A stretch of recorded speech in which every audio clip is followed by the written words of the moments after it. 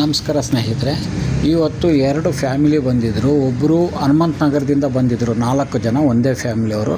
ಮತ್ತು ಇನ್ನೊಬ್ಬರು ಎಲೆಕ್ಟ್ರಾನಿಕ್ ಸಿಟಿಯಿಂದ ಬಂದಿದ್ದರು, ಹಸ್ಬೆಂಡ್ ಆ್ಯಂಡ್ ವೈಫು ಮತ್ತು ಮಕ್ಕಳನ್ನ ಕರ್ಕೊಂಡ್ಬಂದಿದ್ರು. ಅವ್ರ ಕೈಯಲ್ಲಿ ನಾವೆಲ್ಲ ಸ್ಪ್ರೇ ಮಾಡಿಸ್ತಾ ಇದ್ದೀನಿ. ಸ್ಪ್ರೇ ಮಾಡಿಸಿ ಅವ್ರ ಕೈಯಲ್ಲೇ ನಾನು ಪಾಲಿಷಿಂಗ್ ಮಾಡೋದು ಎಲ್ಲ ಅವ್ರ ಕೈಯಲ್ಲೇ ಮಾಡಿಸ್ತಾ ಇದ್ದೀನಿ, ನೋಡಿ ನೀವು ಇರಿಲಲ್ಲಿ.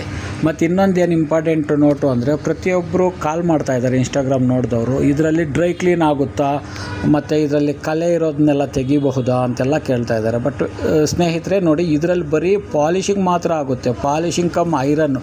ಓನ್ಲಿ ಸೀರೆ ಮಾತ್ರ ಆಗುತ್ತೆ ಐರನ್ನು, ಎಲ್ಲನೂ ಬೇರೆ ಬಟ್ಟೆಗಳು ಐರನ್ ಎಲ್ಲ ಆಗಲ್ಲ. ಬರೀ ಸೀರೆ, ಪಂಚೆ ಈ ಥರ ಐಟಮ್ ಮಾತ್ರ ನೀವು ಪಾಲಿಷ್ ಮಾಡ್ಬೋದು. ಡ್ರೈ ಕ್ಲೀನ್ ಆದಮೇಲೆ ಪಾಲಿಷ್ ಮಾಡೋ ಮಿಷಿನ್ ಇದು.